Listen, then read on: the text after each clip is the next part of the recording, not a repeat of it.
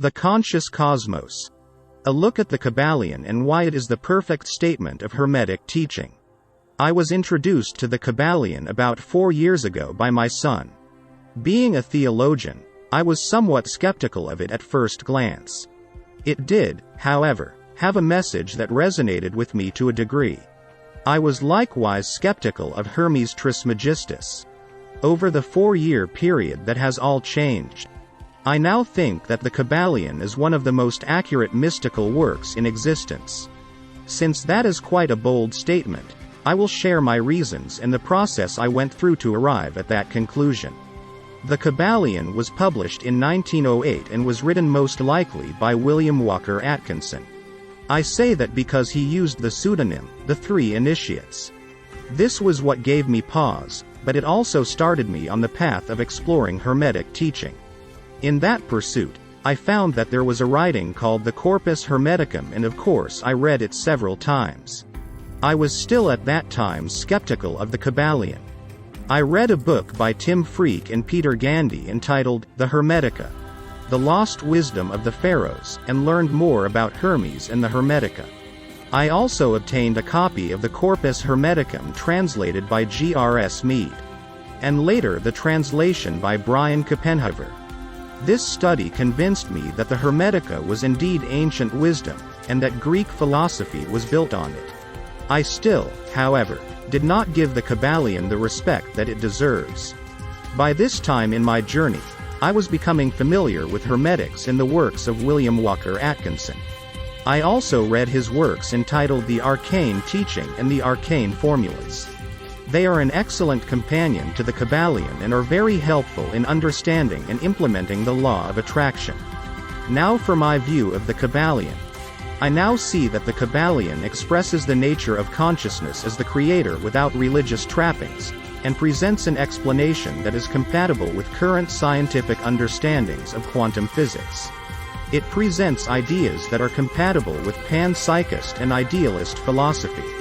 It states that we are in the all and the all is in us, and while it agrees with various religious doctrines about the nature of reality, it does so without the superstitious and judgmental aspects that accompany religion.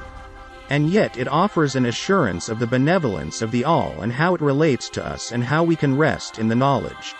The following quote is more assuring than any of the promises found in the Bible. It does so without claiming that any souls will receive punishment from deity. And more than any other thing, it does not anthropomorphize the creative source. Here is the quote I find so assuring. So, do not feel insecure or afraid. We are all held firmly in the infinite mind of the all, and there is naught to hurt us or for us to fear. There is no power outside of the all to affect us. So we may rest calm and secure. There is a world of comfort and security in this realization when once attained. Then, calm and peaceful do we sleep, rocked in the cradle of the deep, resting safely on the bosom of the ocean of infinite mind, which is the all. In the all, indeed, do we live and move and have our being. The Kybalion. A study of the Hermetic philosophy of ancient Egypt and Greece, illustrated, page 31. It also gives a better definition of what we have called demons in the past. It is an encouraging message, as even those that may be considered demons will not always have to remain in that state. Here again is the quote. The legends of the fallen angels have a basis in actual facts, as all advanced occultists know. The striving for selfish power on the spiritual planes inevitably results in the selfish soul losing its spiritual balance and falling back as far as it had previously risen. But to even such a soul, the opportunity of a return is given, and such souls make the return journey, paying the terrible penalty according to the invariable law. The Three Initiates. You see in the above quote that even the demons have a chance to rehabilitate. The 7 principles of the Kybalion explain all of the aspects of material and spiritual reality, and Atkinson gives important insight into how to use the law within the all to transmute circumstances by using law against law. Using the higher law against the lower law. While it explains and elucidates the divine, it does so without moral judgment. That is not to say that it ignores morality, but that it provides the understanding to motivate moral behavior in a non-religious way. It presents these ideals in a spiritual way. The one who reads the Kybalion and begins to understand its teachings will move higher on the plane of vibration toward unification with the All. It shows that it is a process that happens over various incarnations into a variety of planes and dimensions of existence.